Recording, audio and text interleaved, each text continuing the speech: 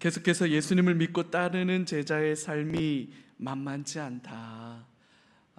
예수님 믿고 따르는 삶이 그렇게 녹록하지 않다. 그런 말씀을 하고 있어요. 이 말씀이 계속해서 반복되고 있어요. 미움을 받게 될 거다. 늑대 소굴에 양을 보내는 것 같다.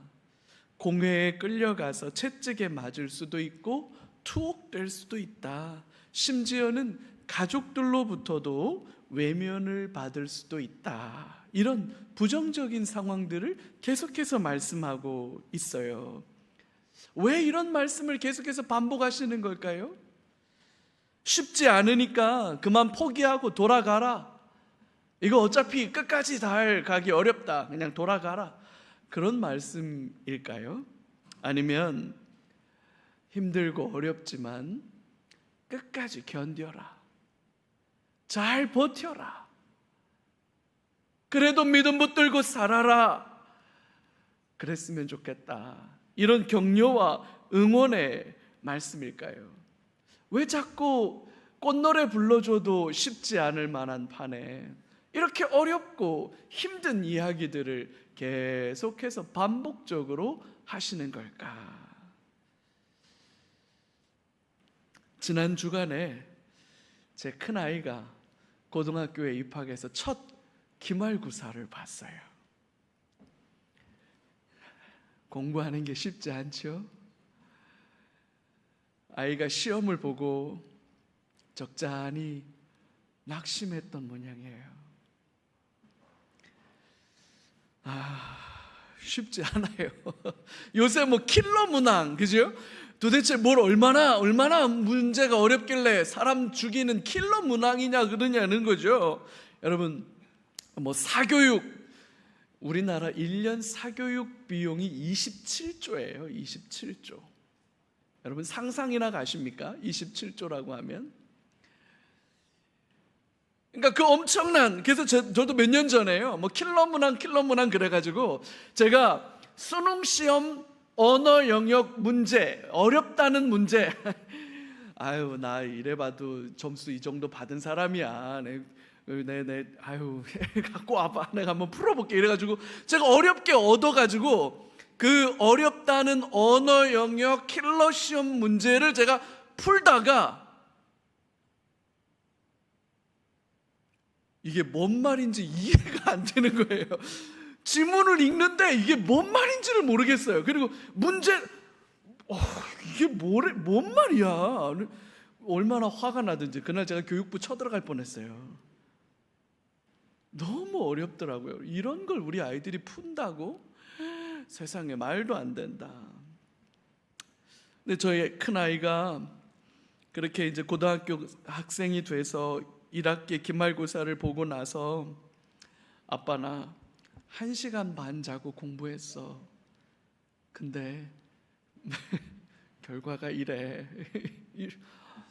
아휴, 그 얘기를 듣는데 아비의 마음이 얼마나 안타까운지요. 그 흔한 학원 도움도 제대로 못 받고 제 힘으로 아둥바둥하는 모습을 보니까 애비의 마음이 참 안타깝고 딱한 거예요. 제가 대신해 줄 수도 없고, 아빠는 이렇게 공부했다 이렇게 얘기를 해주면 요즘 아이들 말로 그게 꼰대 인증이에요. 그런 말 하면 안 돼. 그래서 그런 말도 못 해주고 살살해. 야, 잠 자가면서 해. 밥 먹어가면서 하고.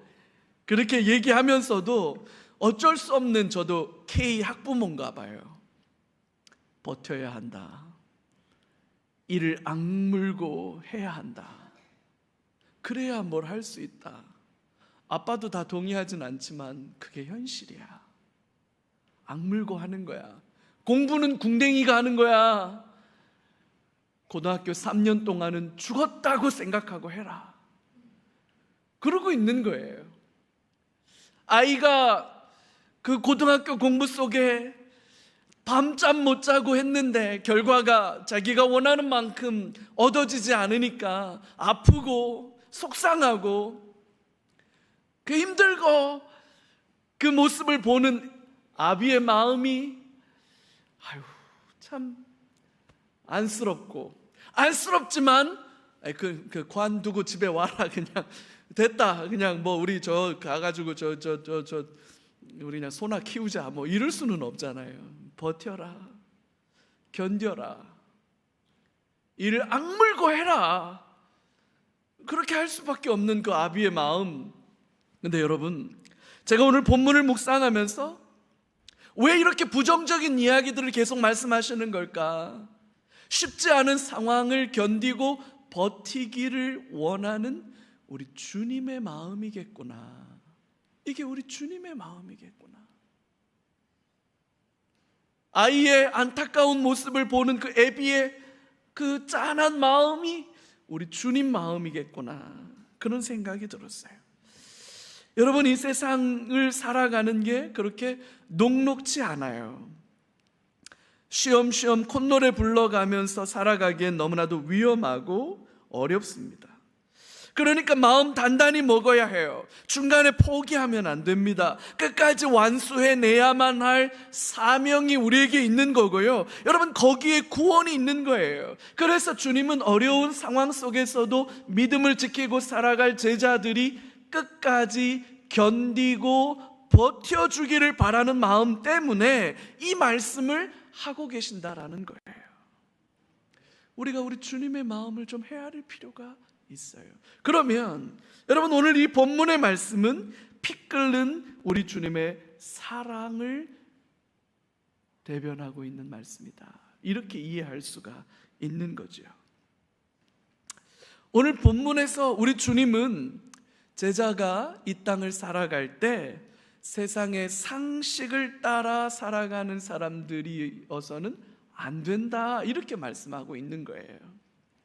상식을 뛰어넘는 믿음, 상식을 뛰어넘는 제자의 삶이 필요하다, 그렇게 말씀하시는 거예요.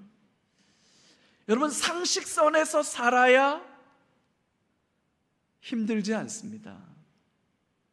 상식을 벗어나면 불편해지기 시작하는 거예요. 눈치를 주지요.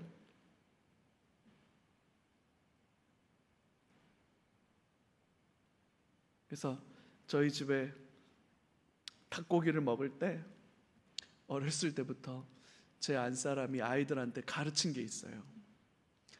닭다리에 먼저 젓갈 넣지 마라.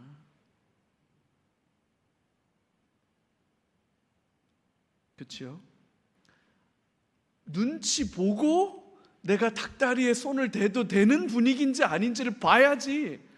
그냥 닭다리 맛있다고 어른들 잔뜩 계신데 내가 닭다리에 손을 얹으면 눈치 보죠. 어허, 미움받아요. 심지어는 공격도 당할 수도 있어요. 상식선에서 살아야 돼요. 하지만 주님은 제자들이 세상의 상식선에서만 살아갈 수는 없다고 말씀하십니다. 상식이라는 건 세상 사람들이 오랫동안 축적한 인생의 지혜죠. 상식은 어떤 면에서 삶의 지혜입니다. 근데 이 지혜가 하나님 없는 지혜라는 거예요. 마음에 하나님 두기를 싫어하는 죄인들이 만들어낸 자기 합리화의 수단이라는 거예요. 그래서 여러분, 우리는 세상의 상식을 존중할 필요도 있지만 때로는 그 상식이 아니라 천국의 질서, 천국의 기준을 가지고 살아가야 한다는 거죠. 주님이 말씀하시는 핵심이 여기에 있는 거예요. 상식선에서 살아야 편안하고 안전합니다. 튀어나오면 정 맞는 거예요.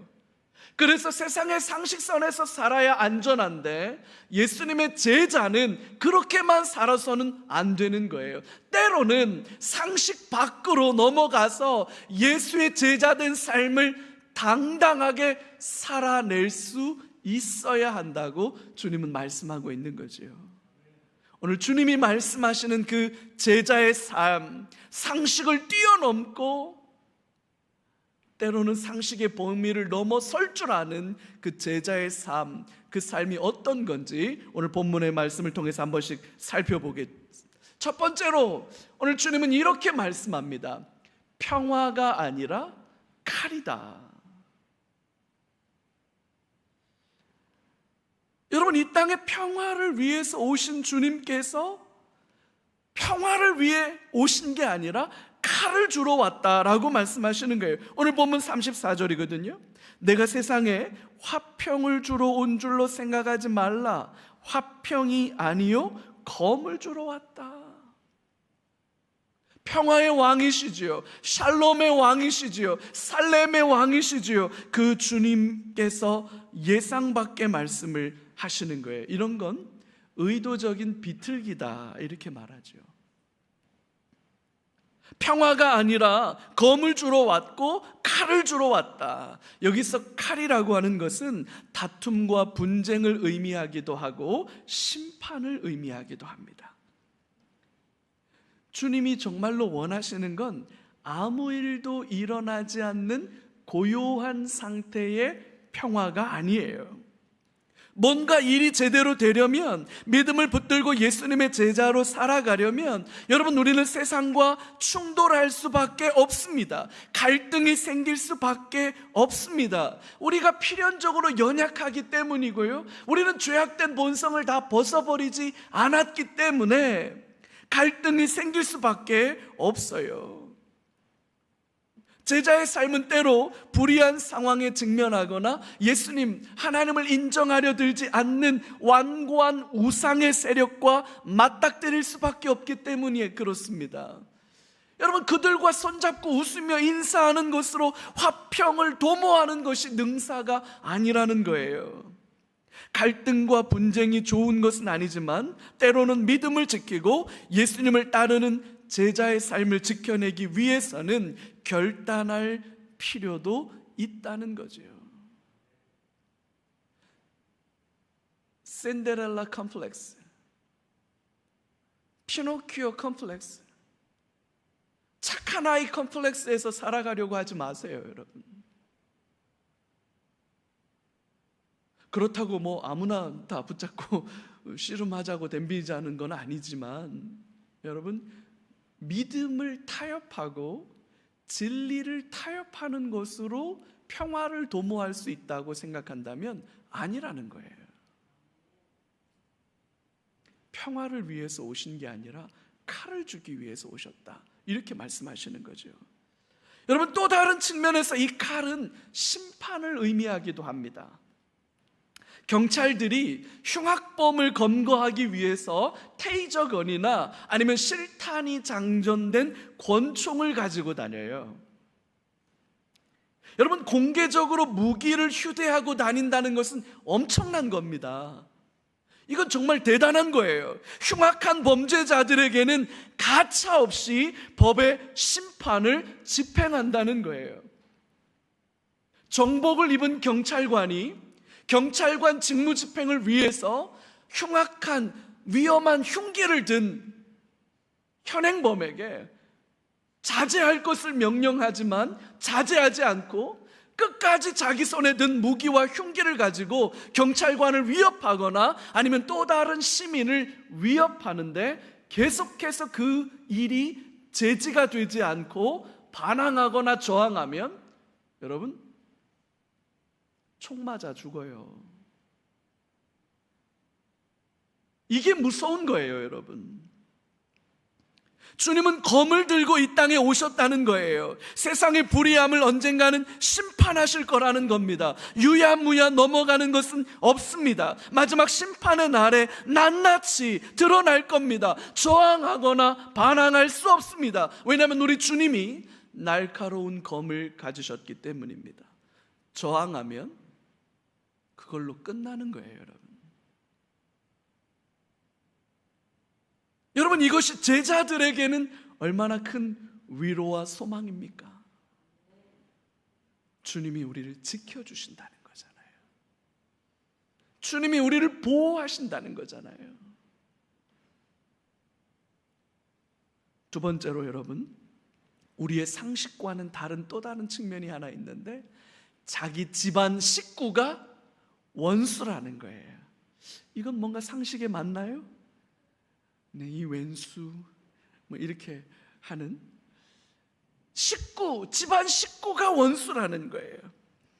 예수님 믿는 것 때문에 갈등과 분열이 일어날 수 있는데 그 갈등과 분열이 가정 안에서 일어나게 된다면 여러분, 이건 얼마나 안타깝고 힘든 일이 됩니까? 사랑하는 남편이, 아내가, 자녀가 신앙 때문에 갈등해야 된다면 여러분, 이건 상상할 수 없는 고통이고 아픔이에요. 믿음 때문에 아내와, 믿음 때문에 남편과, 믿음 때문에 믿음의 형제 자매들이 갈등하고 여러분 다투어야 된다면 여러분, 그게 얼마나 고통스러운 일이에요. 근데 우리들 중에 가끔 이런 고통 가운데 있는 분들이 계시죠. 전에는 이런 간증하시는 분들이 더러 계셨어요. 요즘에도 한 번씩 보긴 하는데 신앙 때문에 집안에서 쫓겨나는 분들이 있어요. 예수 믿는다는 이유로 그냥 호적 파는 거예요. 너 집 나가라. 너 조상도 모르고 제사도 모르는 너 같은 필요 없다. 나가라. 너 나가라. 너 예수 믿을 거면 나가라. 이래서 집에서 쫓겨나는 그런 분들 간혹 계시지요. 얼마나 안타까운 일이에요. 형제 자매들이 명절에 모일 때마다 그 명절에 모여서 차례를 어떻게 지낼 거냐, 제사 음식 누가 만들 거냐, 신앙과 관련된 문제로 술과 관련해서 갈등을 빚는 그런 가정들도 많죠. 믿지 않는 남편 눈치 보느라 어려움을 겪는 자매들도 있어요. 아니, 어쩌면 믿음을 가진 아내 때문에 더 어려운 거예요. 믿음을 가진 남편 때문에 더 어려운 거예요. 예수 잘 믿는다고 소문난, 교회 안에서는 목사고 교회 안에서는 장로고 집사고 권사고 뭐 이렇게 직분을 가졌는데 집 안에서는 그렇지 못한 모습들 때문에 갈등한다면 여러분, 그게 굉장한 어려움이에요. 그래서 집안 식구가 원수다. 때로는 그렇죠. 때로는 그렇죠. 주여, 그 탄식이 저절로 나와요. 앞서서도 우리가 묵상해 보았지만 여러분, 사랑하는 가족을 위해서는 못할 게 없는 것 아닙니까? 그만큼 소중한 가족과 예수님을 믿고 따르는 일이 충돌하게 된다면 여러분, 이건 너무나 고통스러운 일이잖아요. 가족은 건드리면 안 되는 거잖아요. 근데 치사하게 가족들 안에도 그런 문제가 생긴다면 여러분, 이거 어떻게 하면 좋을까 하는 거예요. 우리 주님은 가족이 하나님보다 더 중요할 수 없다, 가족이 하나님보다 우선할 수 없다, 계속해서 그 말씀을 하고 있는 거예요. 뭐가 더 중요하냐고 묻는 거예요. 여러분, 가족과 예수님을 믿고 섬기는 신앙이 충돌한다면, 사랑하는 나의 가족과 하나님을 섬기고 사랑하는 제자된 삶이 충돌한다면, 그래서 둘 중에 하나를 선택할 수밖에 없는 양자택일의 문제에 여러분 내몰리게 된다면 여러분, 뭘 선택하시겠습니까? 예수님 선택하시겠습니까? 여러분, 예수님이 그렇게 중요합니까? 예수님을 믿고 따르는 제자의 삶이 그만큼 중요합니까? 절대적으로 중요합니까?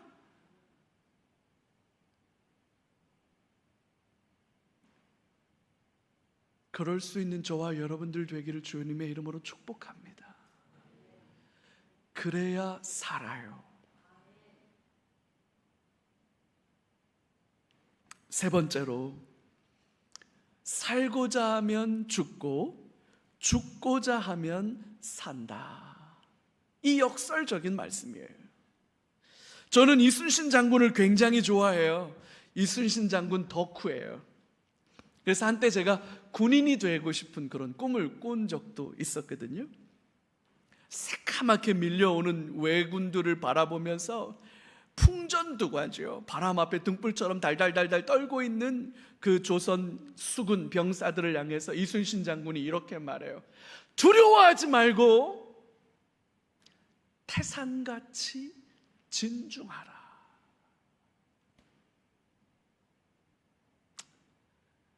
그 두려워할 만한 상황에 흔들리지 않는 태산 같은 진중함과 고요함을 말하는 거예요.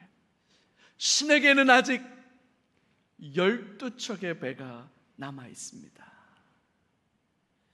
이게 이순신이 이제 역모 혐의로 끌려갔다가 이제 무죄 방면되고 우리가 백의종군이라고 하는 거잖아요. 그래서 다시 삼도 수군 통제사로 임명을 받아서 다 괴멸되어 버린, 여러분 조선 수군이 그렇게 형편없는 조직은 아니었는데 원균이라고 하는 이 장수가 출정했다가 외선들이라고 생각하고 왜군들이라고 생각하고 쟤네들이 너무 막강하니까 쟤네들한테 우리 배를 뺏기면 안 돼, 이래서 일부러 조선 판옥선을 다 침몰시켜 버려요.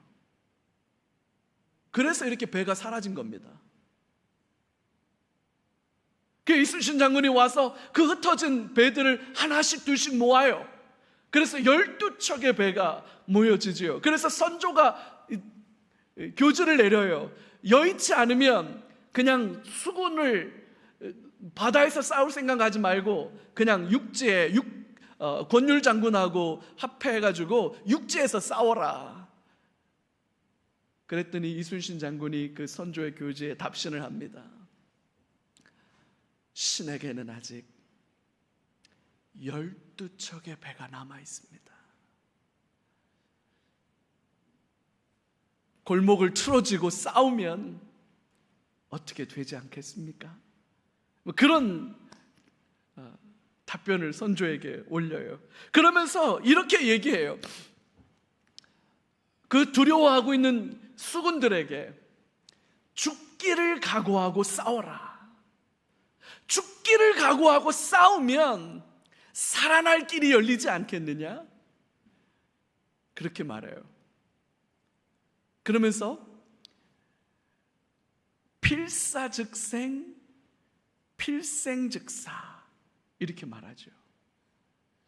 이게 오자병법, 손자병법 이렇게 하는 그 병법서에 나오는 이야기인데, 이 이야기의 오리지널리티가 누구냐면 우리 예수님이에요. 우리 예수님이 39절에 이렇게 얘기합니다. 같이 한번 읽을까요? 자기 목숨을 얻는 자는 잃을 것이요 나를 위하여 자기 목숨을 잃는 자는 얻으리라. 생즉사, 사즉생. 그죠? 근데 여러분, 여기서 자기 목숨을 얻는 자는 잃을 것이고 주님을 위해서 기꺼이 자기 목숨을 잃는 자는 얻을 것이라고 말하는데, 무엇을 얻고 무엇을 잃는다는 말씀인지를 주목해 볼 필요가 있어요.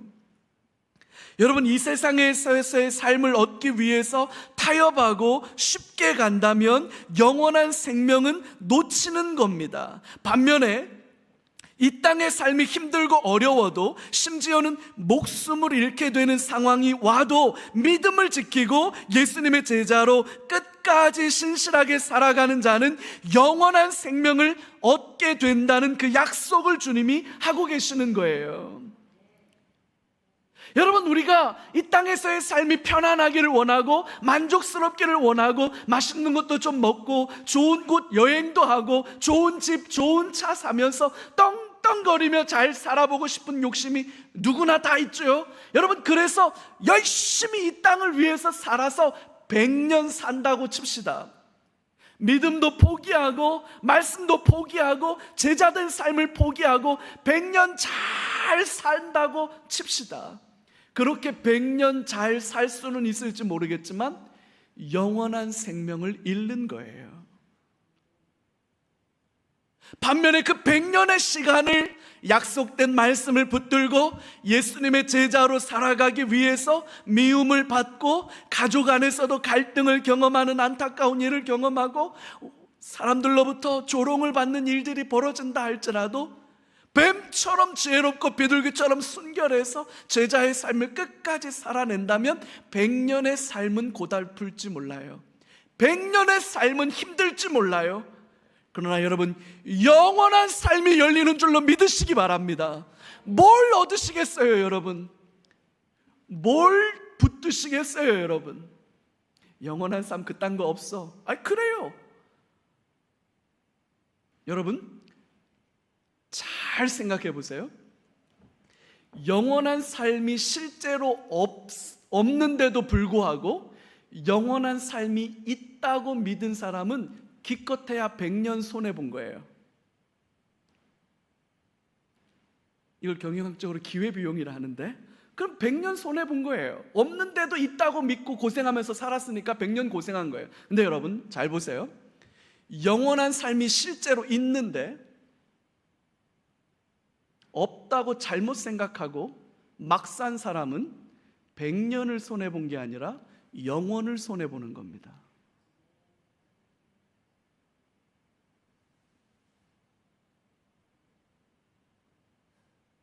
이건 제 말이 아니라 유명한 철학가가 논증했던 신존재 증명의 하나예요.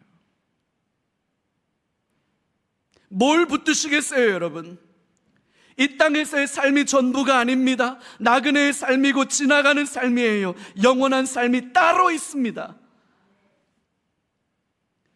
어리석은 생각과 판단으로 100년을 얻고 영원한 삶을 잃어버리는 사람이 되지 않기를 바랍니다. 네 번째는요, 냉수 한 그릇이라도 반드시 상을 받는다, 이렇게 말씀하고 계시는 거예요. 주님은 이처럼 어렵고 힘든 삶을 살아가야만 하는 당신의 제자들을 안쓰러워 하시는 거예요. 어떻게 해서라도 응원하고 격려하고 싶어 하는 거예요. 그 마음이 40절에서 42절에 아주 선명하게 기록되어 있습니다. 40절에 보이니까 너희를 영접하는 자는 너희를 영접하는 게 아니라 너희를 보낸 나를 영접하는 것이고, 나를 영접하는 것은 나를 보내신 하나님을 영접하는 것이다. 결국 제자를 영접하는 것은 하나님을 영접하는 것이다 라고 말씀해요. 41절에 가니까 선지자의 이름으로 선지자를 영접하는 자는 선지자의 상을 받을 것이고 의인을 영접하는 자는 의인의 상을 받게 될 것이다, 그렇게 말씀하신 뒤에 42절에 말씀을 하거든요. 여러분 너무 중요한 말씀이니까 같이 한번 읽어요. 또 누구든지 제자의 이름으로 이 작은 자 중 하나에게 냉수 한 그릇이라도 주는 자는 내가 진실로 너희에게 이르노니 그 사람이 결단코 상을 잃지 아니하리라 하시니라. 여러분 냉수 한 그릇이 뭐라고?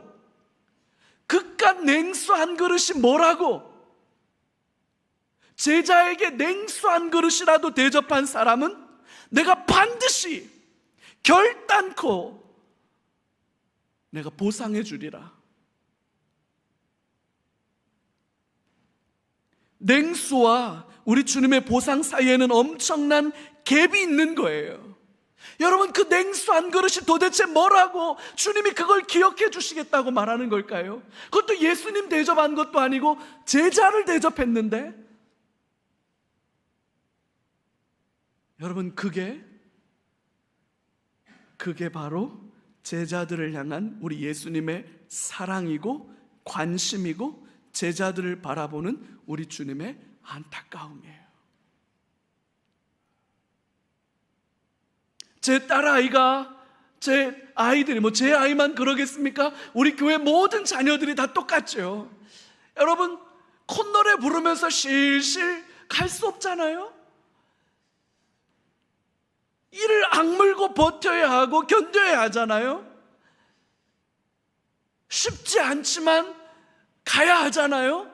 그 모습을 바라보는 우리의 마음이 짠하고 안타까운 것처럼 주님의 제자들이 믿음 붙들고 살겠다고 아둥바둥, 그 약속 붙들고 살겠다고 아둥바둥 그러는 거 보면 우리 주님이 마음에 불이 붙는 거예요. 전 내 새끼 불쌍해서 어쩌나, 전 내 새끼 안타까워서 어쩌나. 우리 주님의 마음에 불이 붙는 거예요. 그래서 냉수 한 그릇이라도 대접하면 내가 반드시 갚아줄 거다, 내가 반드시 갚아줄 거다. 여러분 이게 우리 주님의 사랑과 열정인 줄로 믿으시기 바랍니다.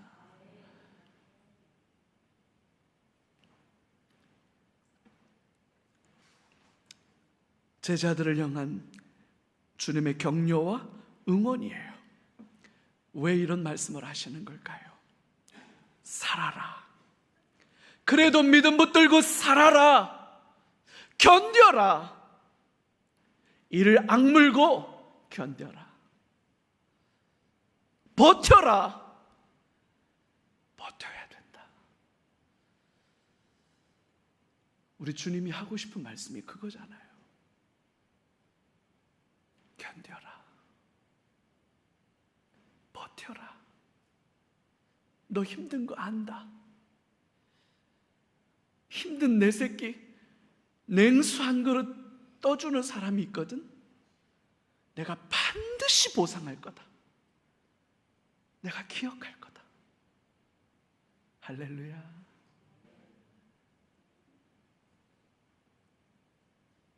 그게 우리 주님의 사랑이에요. 제자의 길을 걸어가는 저와 여러분들을 향한 주님의 안타까움이고요. 그래서 저와 여러분들은 믿음의 담대함을 가지고 예수님의 제자의 길을 뚜벅뚜벅 걸어가는 온전한 삶이 되시기를 주의 이름으로 축복합니다. 예수님은 누구십니까? 메시아이고 그리스도이시고 진정한 구원자이십니까? 이게 마태복음 앞장의 제일 중요한 질문이었어요.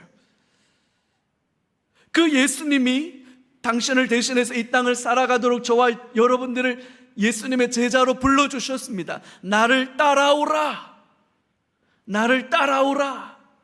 그 말씀을 듣고 예수님의 순종하면서 제자의 길을 걸어가는 제자, 어떻게 사는 게 잘 사는 걸까요? 어떻게 살아야 할까요? 제자의 삶은 버겁고 힘들어요. 만만치 않아요. 왜 이렇게 힘드냐고요? 힘들어요. 그래서 포기하고 도망갈 겁니까? 그래도 견디고, 그래도 버티고, 이를 악물고 소망 중에 주님 바라볼 겁니까? 미움받을 용기가 필요합니다. 우리는 뱀처럼 지혜롭고 비둘기처럼 순결한 그 결단과 지혜가, 용기가 필요합니다. 세상을 두려워하지 않는 담대함이 필요합니다. 때로는 상식을 뛰어넘어 믿음으로 살아야 합니다. 그렇게 살아가는 저와 여러분들 되시기를 주님의 이름으로 축복합니다. 그 길에 주님이 함께 하시고 영원한 생명으로 우리를 채워주실 줄로 믿습니다. 아멘. 우리 시간에 좀 기도 제목 가지고 같이 한번 기도할까요?